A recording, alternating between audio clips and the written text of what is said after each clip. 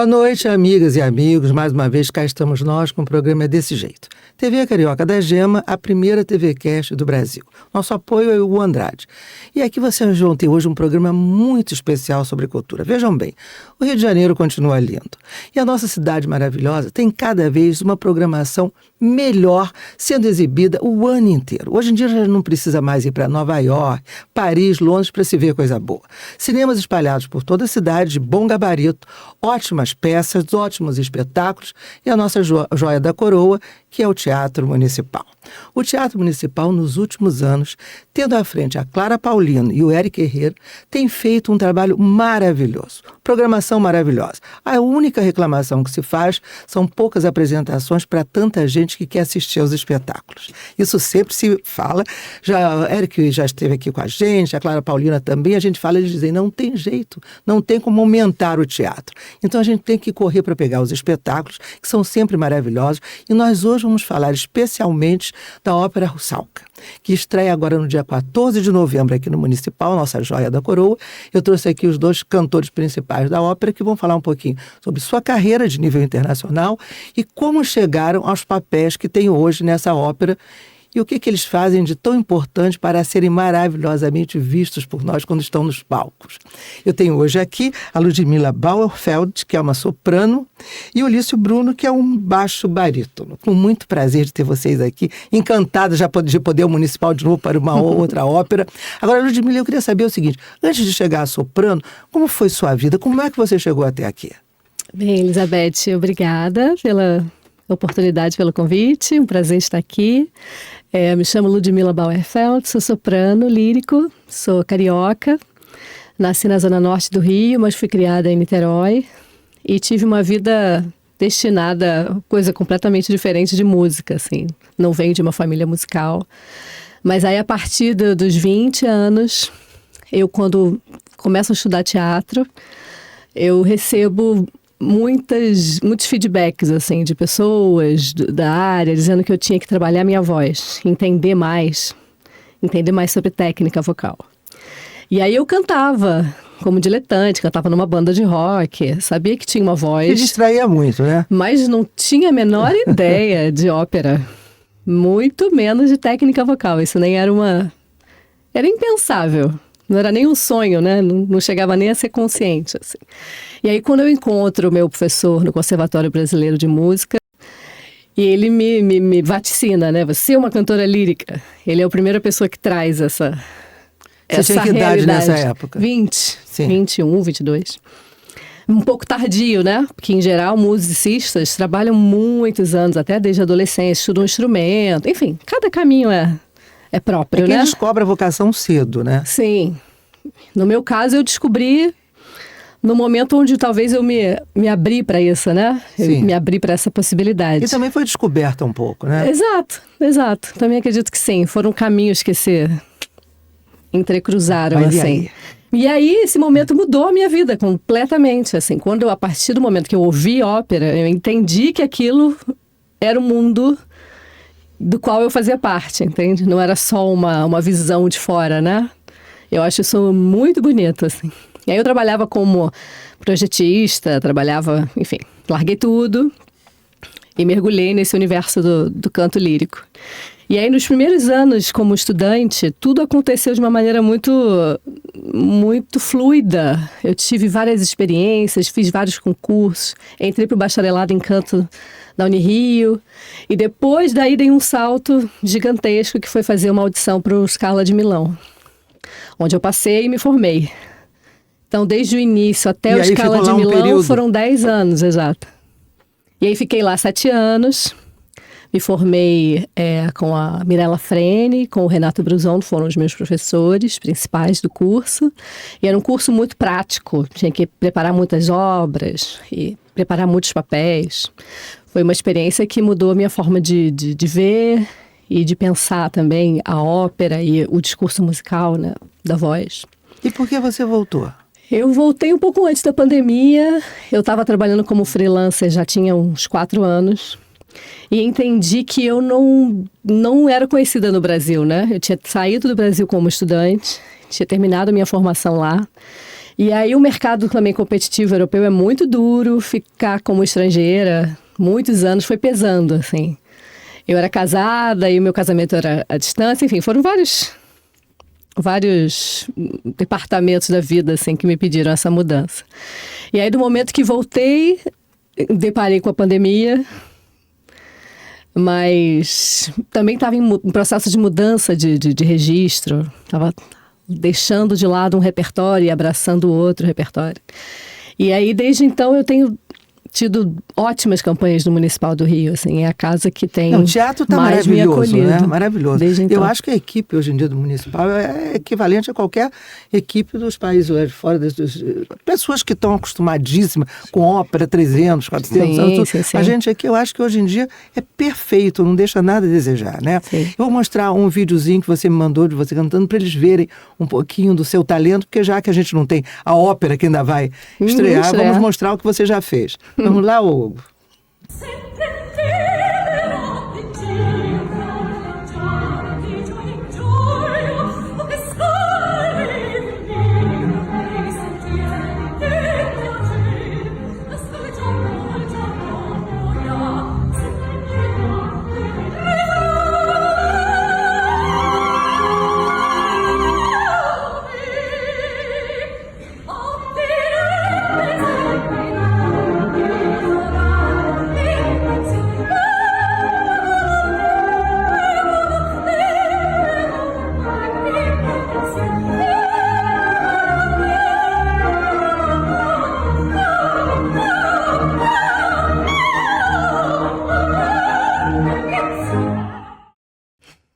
Que lindo, hein? Que lindo, obrigada, parabéns. muito obrigada. Lindo. Agora, é um papel vamos lá. caríssimo para mim, porque sempre foi o papel que me despertou para a ópera. Que ópera é essa? La Traviata, E você de Giuseppe cantou onde? Verdi, no Municipal do Rio, na foi aqui temporada mesmo? passada. Que Isso. lindo. E com o Ulisses também ao meu lado. Lício Bruno, baixo barito, chegou aqui quando falou boa tarde, a voz já é uma maravilha, né? Até para dar boa tarde. Encantado de ter você hoje aqui comigo, Lício. O prazer é meu, prazer Elizabeth. Grande, eu sou um enorme. fã seu, conhecedor do seu trabalho e admirador muito de longa obrigada. data. Eu acho que eu agora vou ser admiradora sua também. Não sei se longa data, mas daqui para frente, com certeza. Deus Como é que quiser. chegamos até aqui, Lício? Olha, é muito interessante, porque a Ludmilla falou que ela de uma família da Zona Norte e criada em Niterói, né? Eu nasci na Zona Sul do Rio e fui criado na Zona Norte. Quando éramos pequenos, papai comprou aquele sistema do Sistema Nacional da Habitação, comprou um apartamento, né, no subúrbio do Rio de Janeiro, e nós fomos para lá. Eu fui com 3 anos de idade, fiquei até os 17, morei 14 anos lá. Mas a gente vivia o Rio de Janeiro na integridade. A gente passeava em todos os lugares, visitava o Teatro Municipal, O Rio é lindo, né? do qual meu tio foi corista durante a década de 60 e 70, depois foi para assessoria jurídica, e eu terminei o meu curso científico na época, né, que era o 2º grau, no Colégio São Bento, o científico, depois do 2º grau, né, e fui para a PUC estudar engenharia, porque eu tinha feito um exame psicotécnico, e nesse exame psicotécnico tinha dado área artística. E a orientadora educacional falou, área artística, você sabe, não dá dinheiro, então vamos ver a segunda opção, exatas. Então você tem que fazer ou engenharia ou matemática. Engenharia artística para engenharia, ela acertou em cheio. Ela acertou em cheio, né? Pois Olha, E eu estava lá, mas foi bom ter ido para a PUC, porque eu estava lá na Vila dos Diretórios da PUC, no intervalo de uma das aulas, né, e me deparei com uma porta, que na verdade eu não sabia, mas era um portal.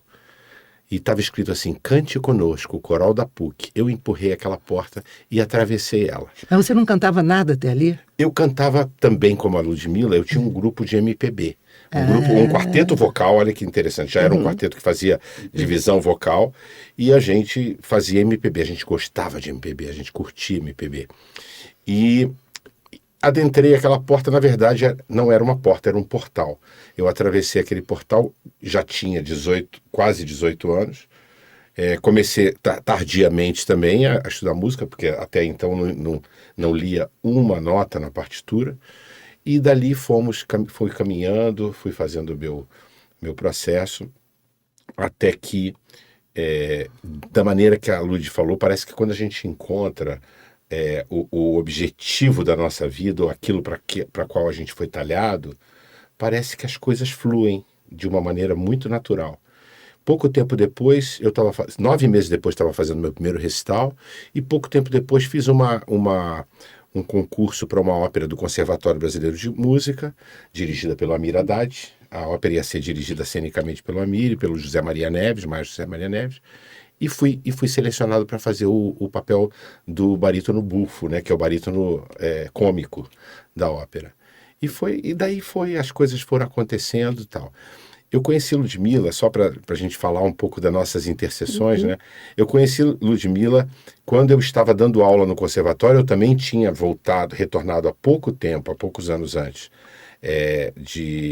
da Europa, onde Mas eu olha aqui, morei. você deu um pulo muito grande. Você tem Muito que contar grande. como é que você foi para a Europa, como é que você depois deu lá. voltamos. Tem história para contar. Que Eu história é ganhei essa? alguns concursos de canto, fiz alguns concursos de canto, fui premiado, fui premiado como melhor cantor brasileiro no concurso internacional de canto do Rio de Janeiro.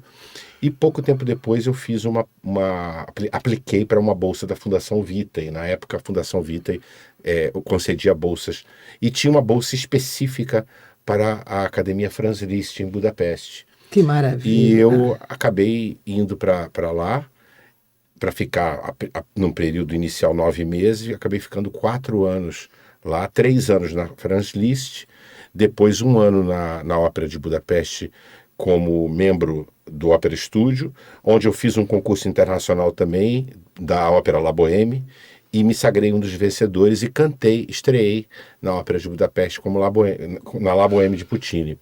E aí depois a ópera me contratou durante 8 anos consecutivos para estar como guest, né, como convidado, como cantor convidado. Eu fiquei 4 anos residindo em Budapeste, e depois fui para Milão e morei em Milão durante um tempo. Depois voltei para o Brasil. Essa coisa da gente não ter um trabalho fixo num teatro na Europa condiciona a gente a ou ficar lá fazendo audições e tendo que se bancar, ou então voltar para o Brasil e eventualmente ir até lá. E foi assim que eu fiz a minha carreira. E quando eu retornei ao Brasil, eu já estava mais maduro, voltei por volta dos 30 e tantos, 40 anos, e aí é que começa realmente uma estrada interessante para a voz mais grave, para a voz de barítonos graves, barítonos dramáticos e baixos barítonos e baixos, que são vozes mais tardias, mais longevas, e geralmente fazem os personagens ou do pai, ou do vilão, ou no caso aqui, na Russalka, eu faço o pai da Russalka, né? Faço o Senhor das Águas, chama-se Vodnik. E aí voltei para o Brasil e comecei a fazer os principais papéis. Aí sim dei início a uma carreira, digamos assim, mais sólida nos principais papéis de ópera. E agora já se vão 36 anos de carreira nos palcos, fora a carreira docente também. Meu amigo, não vamos nem fazer conta, porque não bate com você. Eu não imagino que você já tenha 36 anos de carreira. Não imagino, não E bate 60 com de você. idade. E 60 de Por idade. favor, aí é inacreditável, inacreditável. Mas aí conta, e aí como é que você encontrou com ela? Agora sim. Então, quando voltei para o Brasil, o Conservatório Brasileiro de Música, a Cecília Conde estava lá ainda na época, que era irmão do Luiz Paulo Conde, né, que foi prefeito do Rio de Janeiro, e estava lá e me convidou para ser professor. E eu falei, eu gostaria, mas eu tenho que concluir a minha graduação, porque quando eu fui com a Bolsa da Vitae, eu tive que interromper minha graduação, que eu estava fazendo na UFRJ. E ela graduação falou, em que exatamente? Em canto. Em canto mesmo. Bacharelado em canto. Ah. E ela falou, vamos ver se a gente agiliza essa... Agilizamos. Eu me formei pelo conservatório, fiz as matérias e tal, e comecei a dar aula. E, na época, eu ouvia uma voz nas salas próximas à minha, que eu dava aula, uma voz de soprano lírico ligeiro, muito interessante, muito jovenzinha, né? Mas muito interessante, muito ágil e muito afinada sobre tudo isso, muito afinada. E ela... tendo aula com o professor dela, o maestro Sérgio Lavor, já falecido, infelizmente, que foi meu colega porque eu estudei técnica vocal com o maestro Vitor Olivares, que era um tenor chileno. E o Sérgio, que tinha já estudado com vários professores, resolveu estudar também numa época, antes de dar aula para a Ludmilla, resolveu e ficou uns 3, 4 anos estudando com o maestro Vitor, talvez um pouco menos, um pouco mais, por aí. E lá, nós já nos conhecíamos, que já conhecia o maestro dela, e lá fizemos uma amizade. E o Sérgio sempre falou com muito carinho e de uma maneira muito assertiva em relação ao destino da Ludmilla. Ele sabia, ele tinha, realmente, o Sérgio era um homem com uma musicalidade muito grande e ele tinha um ouvido muito bom. Tanto tinha um ouvido bom que ele foi estudar com o Vitor, porque ele sabia que era uma boa técnica, sobretudo calcada no alicerce do apoio respiratório, da técnica de apoio bem forte, né? E foi aí que eu fiz a minha trajetória técnica e que a Ludmilla, né, através do Sérgio, se desenvolveu. Ali a gente se conheceu e pouco tempo depois ela foi para a Academia do La Scala. Eu fiquei muito feliz na época, a gente não se conhecia diretamente, pessoalmente, mas quando ela retornou, numa desses retornos dela ao Brasil, nós fizemos uma 9ª Sinfonia juntos e aí parecia que a gente já se conhecia, né? Claro. A gente já tinha uma amizade. E no ano passado, depois desse tempo todo, já se conhecendo, tivemos a possibilidade, e eu diria, eu tive a honra de estar com ela num momento que eu acho que é um momento icônico da sua carreira, né? Que foi essa Traviata que a gente acabou de ouvir aqui no Teatro Municipal do Rio de Janeiro, aqui no ano passado, quando ela fazia a Traviata e eu fazia o Senhor Germont, que é o pai do amante dela, né? Do Alfredo Germont. E foi um trabalho muito bom, a produção lindíssima do teatro, né? Quem teve a oportunidade de ver. E foi realmente uma página muito especial da carreira da Ludmilla e, por que não dizer, da minha também, enfrentando esse papel que é um papel emblemático para os barítonos dramáticos em todo o mundo, né? Então estamos aqui agora para uma nova ópera, juntos novamente. Nova etapa, né? Agora eu não sou mais, eu não estou mais contra ela, eu estou a favor. Estamos juntos. Antes de falar da ópera, eu vou passar então um videozinho que você me mandou. Agora eu tive pena que você mandou um vídeo tão pequeno, é só para as pessoas terem noção do seu canto e tudo. Eu queria uma coisa maior. Você podia ter me mandado uma coisa maior. Da próxima vez manda. Foi tão pequenininho Muito assim? pequeno, você vai ver. A gente cortou certinho, mas do tamanho que você mandou. Dá uma olhadinha. Vamos lá, Hugo. Os senhores deputados fazem discursos sensacionais para provar que o indivíduo tem o direito de esperar. Acabou. Cortou, né? Não, cortou não. Você mandou cortando Mandei aí. assim? Sim. Eu achei que eu tinha mandado mais. Não. O vídeo tinha um tamanho maior. Mas, enfim, essa ópera Sim. é uma ópera interessante, porque é a ópera do maestro Silvio Barbato. Infelizmente, o Silvio faleceu naquele voo da Air France. Sim. Mas chamava-se O Cientista e fala da vida do Oswaldo Cruz. Nesse caso, o personagem aí faz... eu interpretava o presidente... Alves, peraí, agora eu estou me lembrando, o presidente da República na época da revolta da vacina. E essa cena, ela falava exatamente da revolta da vacina, né? Uma ópera em português e fui muito elogiado na época por causa da pronúncia. Todo mundo entendia muito bem a dicção. E foi um trabalho muito interessante, muito bonito. Rodrigues Alves.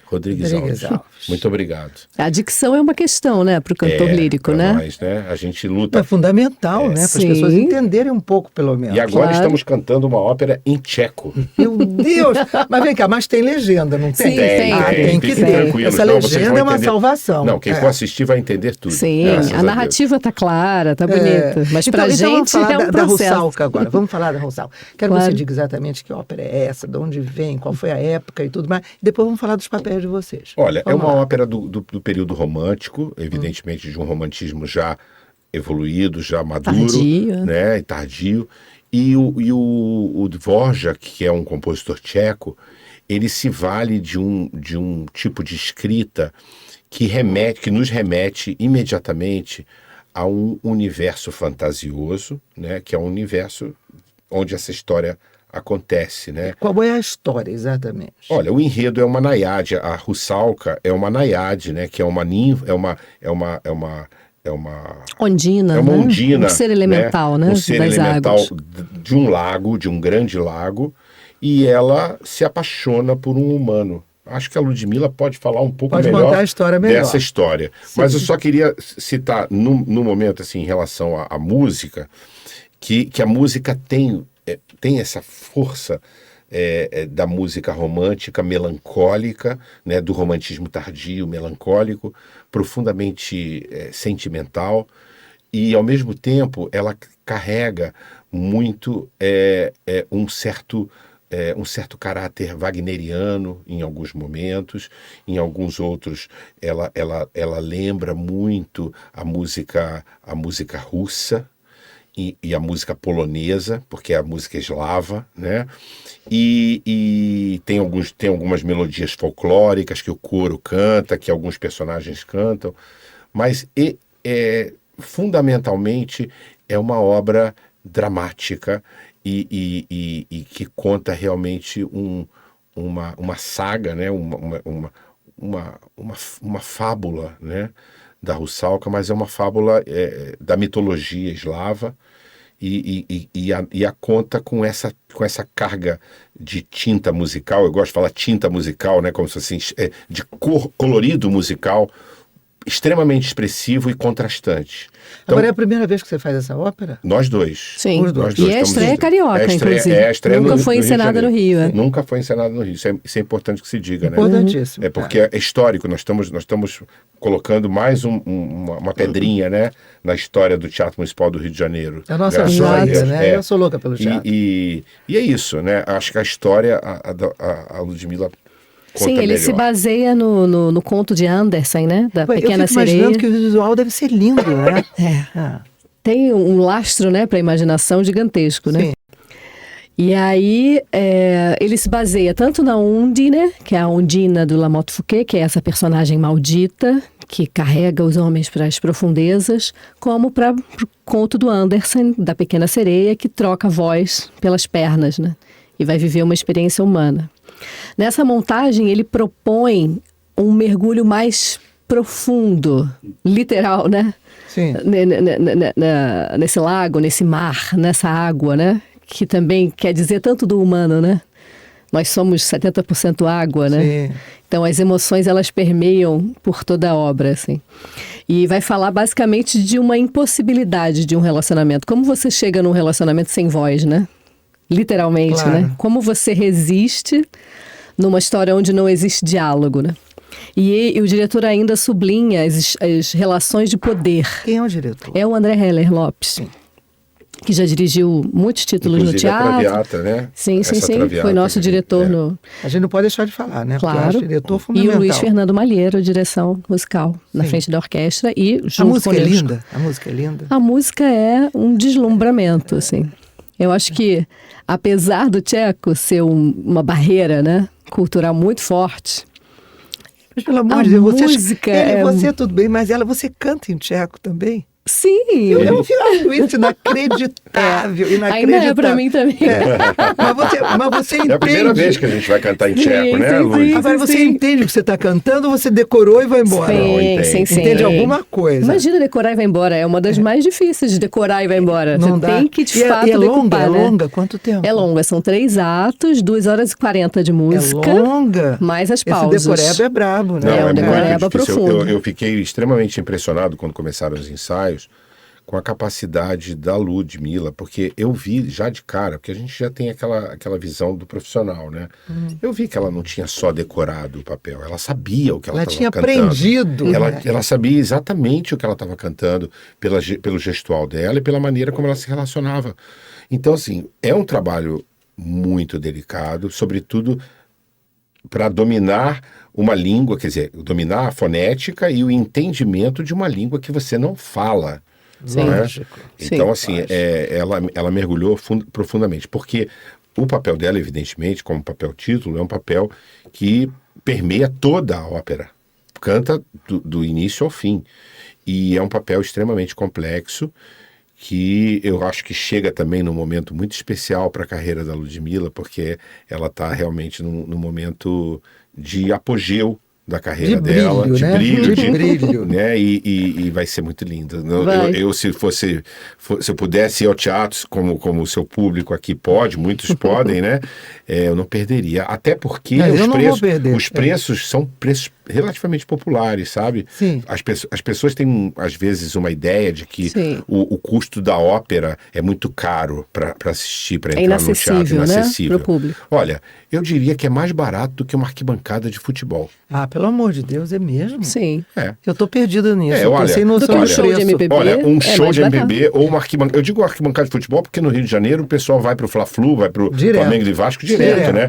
É uma arquibancada hoje, não sei nem quanto custa, se custa 100 ou 120 ou 150. Não chega nem a 100, né? É muito barato. 120, por aí. Exato. Nós lá estamos com preço de ingresso a 20, 40, 60, 90 reais. É fantástico. Sabe? Sim, então fantástico. Realmente é muito imperdível. Sim, se você paga meia, você paga 10 reais e assiste o espetáculo. Exatamente. Agora, normalmente, quando vê alguém do teatro e fala assim, normalmente no dia seguinte começam a me mandar recados. Pergunta a eles o seguinte, o que adianta eles dizerem isso se a gente não conseguiu os lugares? Então, nós já estamos avisando que é dia 14, vão lá para a porta, vão lá para a bilheteria, façam alguma coisa para conseguir os lugares, né? Eu acho que compensa, né? A bilheteria né? já está vendendo os ingressos. Começou hoje.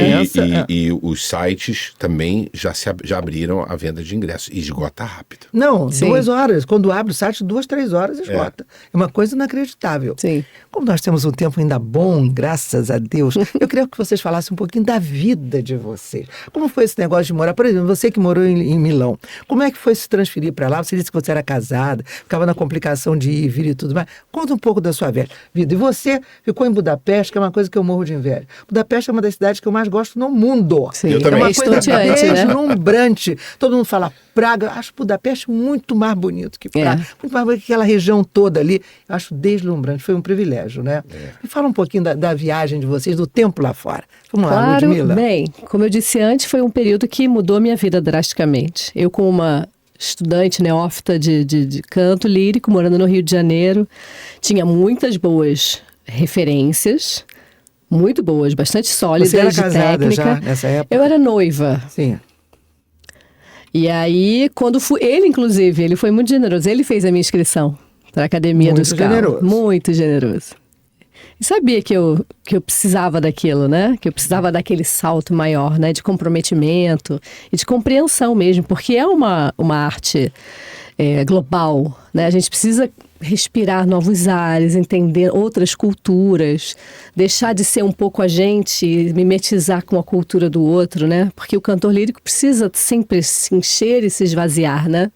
Então faz parte do processo, Itália, né? Entender isso, Itália, na vivência. A minha sensação é que a receptividade na Itália é muito boa. O italiano é muito falante, é muito aberto. É isso mesmo ou não é nada disso? A Itália é muito plural, né? Sim. Eu fui para o norte da Itália. Que é o mais Milão, sofisticado. Que é mais sofisticado. Mais fechado e um mais pouco. fechado. Eu também morei em Milão, né? Depois que eu saí de Budapeste, eu fui para Milão.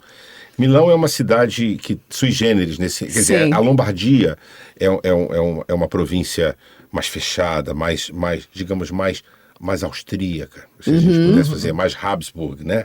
Sim. E tem essa... As pessoas de melhor nível também, Sim, sem né? dúvida, né?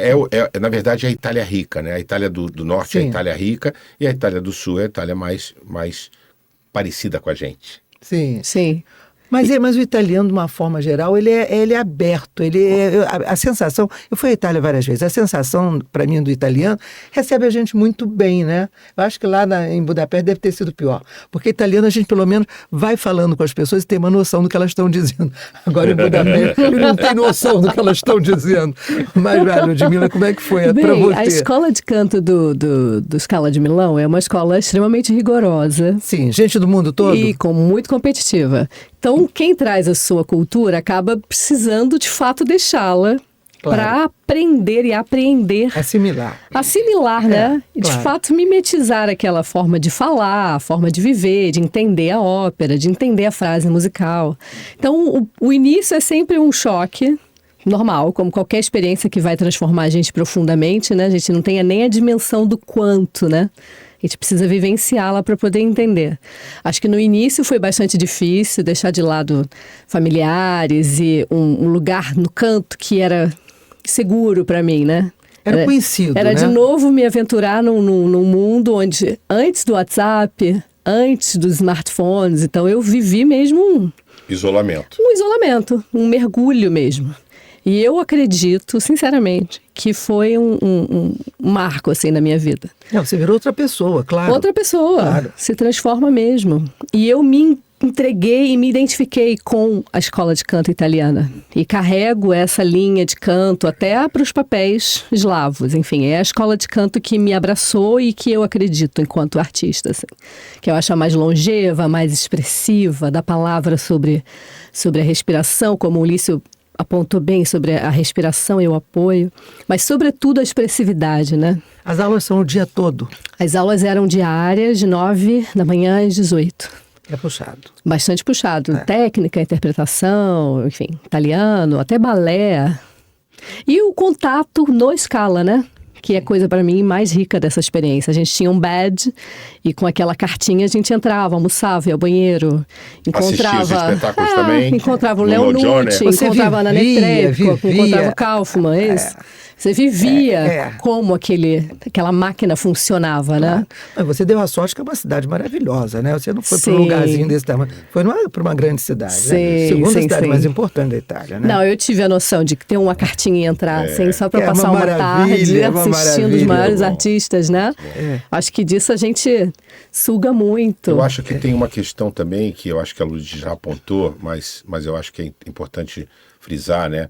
Que eu acho que envolve a Itália do Norte, sobretudo a Lombardia e o Alla Scala, que é um conceito de fazer música, sobretudo muito elaborado, muito refinado, muito cuidado, muito acurado, né?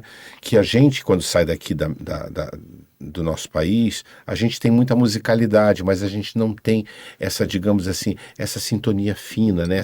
Essa afinação mais Eles precisa. têm muito mais estrada do que a gente, né? Eles têm técnica, eles têm Eles têm realmente escola, né? Eles têm escola técnica, eles têm tradição técnica, eles têm tradição cultural. Então nós quando vamos para lá, a gente se sente realmente sendo colocado num banho, né? Num banho de cultura e imerso ali. E em Budapeste não é diferente, tá? A gente mergulha. Se a gente está realmente interessado, como era o caso da Ludmilla e meu também, a gente mergulha profundamente e é impossível, se você mergulha com verdade, com vontade, é impossível você voltar da mesma maneira. Você volta transformado realmente e graças a Deus para melhor, porque a gente também sabe... A gente sabe as mazelas que a gente tem aqui, mas a gente também sabe reconhecer as qualidades. As nossas qualidades, E o exato. objetivo é esse, né? Exato. Porque uma coisa que tem que se dizer do artista brasileiro, do brasileiro em geral, o brasileiro é sensível, o artista brasileiro é talentosíssimo. Então, se ele pegasse esse talento dele que ele já tem e colocasse o banhozinho que a gente fez, né? Dá um banhozinho de técnica, de cultura, de refinamento no berço da ópera, que é a Europa, que é a Itália, sobretudo, né? Onde eu também tive a oportunidade de morar por 2 anos e meio, lá em Milão. Você volta diferente. Você volta. Não, e o conceito dele de belo é uma coisa diferente da nossa, até porque eles vivem Você num esbarra, belo exato. o tempo Sim. todo. Eu morava ali perto do Alla Scala, mas eu morava ali perto do Cenacolo Vinciano, que é onde tem a Santa Ceia do... Sim. Eu passava de bicicleta todo dia na frente É da uma coisa, igreja. a gente que não está acostumado, baba de noite, aonde você for, tudo é lindo. A Itália, quando me perguntam assim, eu viajei quase o mundo todo, quando me perguntam assim, se você tivesse que escolher um único lugar que você pudesse ir o resto da sua vida, só aquele lugar, onde seria? A Itália. A Itália é linda. Não tem a menor É dúvida. inesgotável, né? Inesgotável. Qualquer lugarzinho que você chega, as igrejas são maravilhosas, tem um museu com peças que você não acredita Sim. naquilo. Eu Beleza, né? me lembro quando eu estive em Roma pela primeira vez. E quando eu entrei em Roma, que eu cheguei e olhei aquela A cidade. gente chora, né? Sim. Eu me senti, sabe como, Elizabeth? Eu me senti em casa. É mesmo. Eu disse assim, gente, eu não sei. Eu conheço esse de alguma território. maneira eu conheço isso aqui. Olha aqui, eu não queria voltar para casa. Eu sou o contrário. Eu não queria voltar para casa, porque não é brincadeira. E se mangia bene, não se Ah, mangia sim. bene. As E eu roupas tinha são lindas, os carros são estudado lindos. Tudo. arquitetura antes. Arquitetura. Então era a minha base de história Meu da Deus, arte e arquitetura, né? Andava por então, ali quando eu olhando cheguei tudo. em Firenze e entrei no Duomo e vi a cúpula de Brunelleschi, Que eu fiquei coisa muito louca, emocionada. né? Que coisa Muito. louca. Mas eu acho que não é só uma questão de você saber do que aquilo é vivo, aquilo resiste, né? Isso. Aquela beleza toca as pessoas de várias formas. Eu acho que quem nasce ali até tem, você sabe que é lindo, mas não tem essa sensação que a gente tem quando chega, que a gente chega e fica deslumbrado. Não é uma coisa que a gente tenha no nosso entorno. E eles têm, né? É um O privilégio. Museu de Brera, ali em Milão, você Não entra, conheço, você esse vê eu não as obras conheço. de Caravaggio. É. É deslumbrante. de você ficar assim, meio paralisado, incrédulo, de que você está na Exato. frente Você tá de um vivendo Giotto, aquilo. de um Caravaggio, né? E que você está vivendo aquilo, vendo a pincelada dele ali na tua frente. É fantástico, deslumbrante. né? Fala agora um pouco de Budapeste, que é uma cidade que eu adoro Budapeste também. é uma cidade cosmopolita, né? Linda, É uma linda. cidade que viveu grandes contradições, porque ela foi dominada pelos romanos, né? Quando os romanos estiveram pelo mundo, né? No Império Romano. Depois eles viveram o domínio otomano durante muito otomanos. tempo, e depois da guerra, o domínio, de uma certa maneira, respeitando a territorialidade da Hungria, mas o domínio russo, né? Da cortina de ferro, né? Então é um país que tem uma tradição cultural invejável, sobretudo porque fez parte do Império Austro-Húngaro, né? E fez parte do triângulo mais importante daquela região, que era Viena, Budapeste e Tchecoslováquia. Enquanto Viena era o centro econômico, Tchecoslováquia um centro cultural, Budapeste era o centro agrícola. Mas as capitais desses países viviam e respiravam cultura o tempo todo, né? E você sente isso e percebe isso a todos os instantes em Budapeste.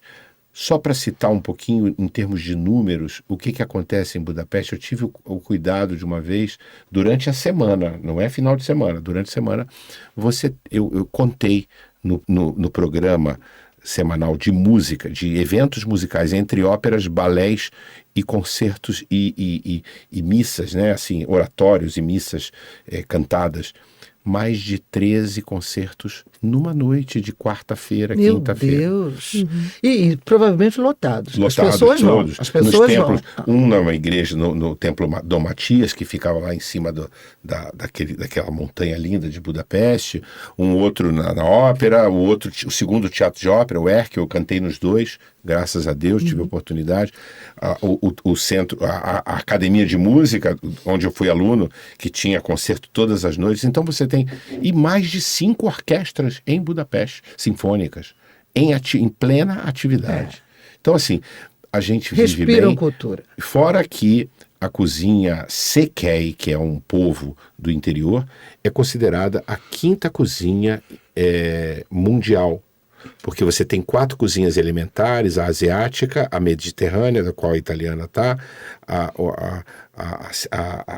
sino, né? A sino-japonesa, e mais uma árabe, e você tem a Székely, que é uma cozinha paisana, que cozinha coisas debaixo da terra, em caldeirões. É uma cozinha muito especial e que tem produtos muito específicos, como um tipo de ricota que eles fazem lá, que não tem em outro lugar do mundo. Você só encontra lá naquela região.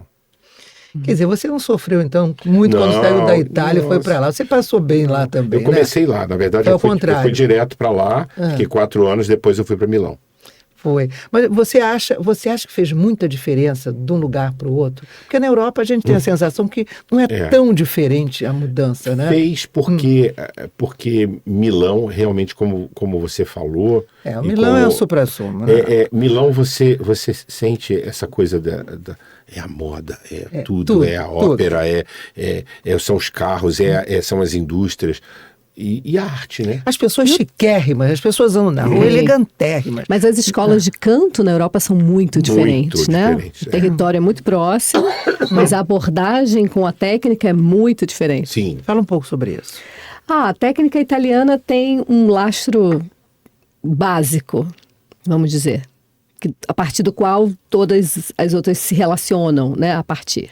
A escola francesa trabalha com um outro tipo de sutileza e abordagem para a voz. A escola eslava, idem, trabalha com vozes muito mais amplas e formas diferentes, enfim.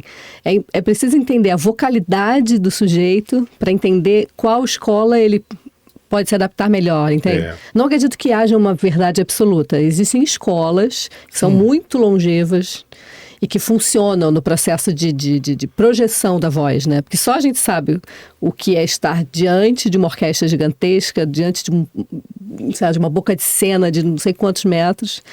Gente, está numa escala de Milão. Exato. Meu Deus. E isso não ser um evento, isso ser a sua vida, né? Você precisa entender o seu processo. No início você nem acredita, né? Até se inserir naquele contexto demora. Deve demorar. Sim. Eu acho que sobretudo, eles têm as técnicas têm uma relação direta com os idiomas, né? Explica melhor. Como o idioma, por exemplo, como o idioma francês é um idioma muito nasal, a gente percebe que, naturalmente, a técnica francesa do canto lírico é uma técnica mais alta, as vozes são mais abertas em cima, mais claras. A técnica italiana é muito frontal, muito direta, muito na frente, né? Já a técnica alemã, ela privilegia muito, também da mesma maneira como a técnica inglesa, privilegia muito a respiração mais baixa e o aprofundamento do som. Talvez até por causa também da cultura, né? Da maneira como você se relaciona com a cultura. Mas eu acho que a Ludmilla tocou num ponto que eu acho que é muito importante para a formação de um cantor, que a grande questão, né, que a gente coloca: o que vem primeiro, o som ou a palavra? Né? O que é mais importante, o som ou a palavra? E, na verdade, as duas coisas são importantes, mas elas precisam convergir. E eu acho que isso é o que a gente aprende quando a gente tem, evidentemente que nesses lugares existem bons professores e professores não tão bons, né? Quando a gente consegue encontrar pessoas competentes e gabaritadas para o assunto, a gente percebe que no frigir dos ovos, todas essas técnicas também convergem de uma certa maneira e dialogam, né? Exato. Então, assim, por exemplo, eu não posso dizer que eu absorvi a técnica húngara de cantar. Não, porque eu já fui com um lastro técnico, fui tardiamente para lá, fui com 31 anos, e absorvi algumas coisas, alguns aspectos, sobretudo de ressonância, de impedância vocal, que são aspectos muito técnicos, né, Elizabeth? Mas a minha base técnica foi cunhada aqui no Brasil. É importante que o cantor e o artista em geral tenham uma inteligência diferenciada, né? E isso vem do talento também e da vocação para a coisa, né? Para saber filtrar essas coisas e saber processar elas da melhor maneira e fazer uso da melhor maneira, né? Mas é muito interessante. Sem dúvida alguma, a técnica italiana é uma das técnicas mais difundidas no mundo. Não à toa os asiáticos confluem para a Itália, né? Para Roma, para Milão, para Bolonha, para os grandes centros, para estudar ópera, porque é o berço da ópera, né? Monteverdi construiu a ópera ali pertinho de Florença, né? Ali ali entre Bolonha, Firenze entre uma macarronada e uma boa costeleta fiorentina. E um bom vinho também, vinho ótimo. E um vinho bom ótimo. vinho. Agora, eu queria saber dos dois o seguinte: o maior desafio na mudança para a Europa, qual foi o maior desafio? A maior dificuldade, vamos dizer assim. Para mim, o frio. Porque bom, eu como tempo, carioca, né? O tempo. eu como carioca, não sei a Lud, mas eu como carioca eu nunca tive um casaco de frio. Eu tinha uma mantinha, Não, aquela região que você foi, Budapeste, parca. um gelo. Eu tinha uma parca quando muito. Deus, Agora, eu nunca tive um casacão daqueles. É. Nunca tive um casacão daqueles. E eu nem sabia Você como tinha é que era sair usar asfixiado por aquilo, né? Exato. Porque né? senão Então, não, assim, não eu sobrevive. peguei no ano que eu fui, 95, eu peguei um dos invernos mais rigorosos de 95 para 96. Sim. Foi um dos invernos mais rigorosos da Europa. O gelo subia lá, né, a não sei A quantos gente quer ficar em metros. casa o dia inteiro, Exato. fazer mais Ué, nada. mas hoje tem alguma coisa, E claro. você falou uma coisa interessante. Eu morava num bairro longe, eu morava fora do centro de Budapeste, eu morava em Buda, num bairro longe, já subida da montanha, mais frio. Eu não tinha, quando eu cheguei lá, não tinha telefone, não tinha televisão, não tinha rádio. Ou seja, Mas por que isso? Porque não tinha telefone instalado no apartamento, Sim. não tinha televisão instalada no apartamento. Ah, bom, você teve que ir aos poucos e botando. Eu botei um telefone depois lá, né? Mas eu tinha que sair de casa para um orelhão para falar com a família, para ligar através da operadora americana e morrer de frio. Eu lembro de um dia que a minha perna congelou numa dessas ligações que a operadora enganchou, porque depois de 5 minutos ela desligava. Um desses coisas enganchou de alguma maneira, eu fiquei falando meia hora em casa. Quando eu desliguei o telefone, que eu fui para casa, a minha perna estava dura. Que perigo. E eu não conseguia dobrar a perna, e eu tive que chegar em casa e praticamente encostar a perna na calefação para fazer massagem, água quente, não sei o quê, uma loucura. Então o frio para mim foi o maior empecilho. O resto, tirei de letra. Ludmila, você, qual a dificuldade? Não sei se... Não senti essa relação tão hostil com o frio.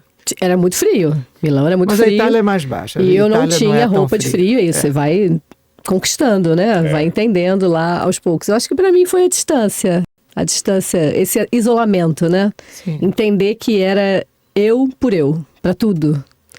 Isso você vai entendendo aos poucos, né? Você imagina que chega lá e aquilo vai te preencher, mas preenche até certo ponto. Até uma certa hora. Depois daquilo você está sozinho. Exato. Claro. Eu acho que tem um grande aprendizado nisso, Lógico. né? Porque a gente começa a fazer uma diferença, eu acho, né, pelo menos, entre solidão e solitude, né?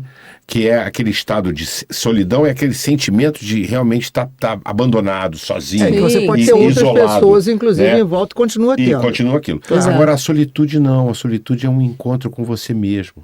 E é uma coisa muito profunda, porque você precisa aprender a respeitar os seus limites, a se conhecer melhor, a perceber os seus contraditórios, porque a gente também se contradiz. A gente tem duas vozes ou mais, né, que falam, que dialogam o tempo todo. Né? Sim. E eu aprendi muito nesse sentido. E ao mesmo tempo é uma fase difícil para qualquer jovem, né? Nos 20 anos amadurecer. Claro. Então eu ainda amadureci dentro desse processo, né? Então foi duplamente ou Tem momentos de exponencialmente mais desespero, não difícil. tem a menor dúvida. Aí chega uma hora e fala, quero minha casa, quero minha mãe, quero minha avó. Não tem a menor dúvida. Quero um arroz com feijão, bife e batata frita. Doce de leite, tem essas coisas. Agora eu queria falar com você o seguinte, falamos o tempo todo da música, das escolas e da Europa. Como é que estão os Estados Unidos? Como é que são os cantores americanos? É mais ou menos parecido ou tem uma outra escola? Como é que funciona? Bem, tem uma outra escola, é um mundo à parte. É completamente diferente? É completamente diferente. Em geral, é uma escola que absorve muito do que é europeu, tradicionalmente, né? Sim. Eu acredito que a partir de agora, ou desde a pandemia, eles estão apontando caminho para novas composições e para falar sobre as pautas identitárias diferentes do resto do mundo. Eu acho que eu percebo nesse momento que os Estados Unidos passa à frente nesse aspecto, né? Vamos falar sobre a dor feminina, a dor do povo negro, a dor do indígena, do latino. Acho que essas pautas identitárias, elas estão forjando a produção de novas obras. Sim. E isso se difere muito no resto do mundo, onde a gente ainda está calcado muito no repertório standard, né? E eles procuram englobar isso na temporada, assim. Agora, enquanto técnica de canto, nunca foi um caminho para onde eu tenha trilhado, sabe? Agora, eu li, agora recentemente, essa semana que passou, você está falando nisso, num jornal, acho que foi o New York Post, que fez uma matéria grande dizendo o seguinte, que essas pautas identitárias que afloraram muito esses últimos anos, que está havendo um retrocesso, que as pessoas já não estão assimilando tão bem, aceitando tudo que eles querem propor e que vai haver um retrocesso a nível mundial nos próximos anos. E o que eu acho ótimo, que tem coisas que eu não consigo assimilar de jeito nenhum.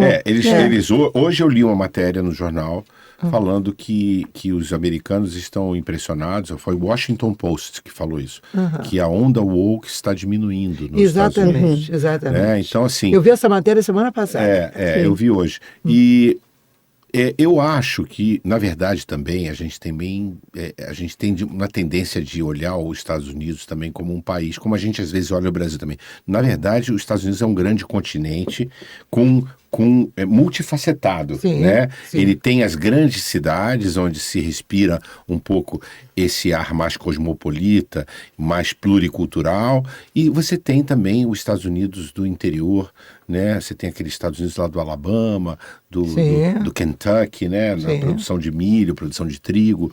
Então, assim, mas eu acho que, assim, olhando em relação à questão do canto, da arte erudita, do canto erudito, né?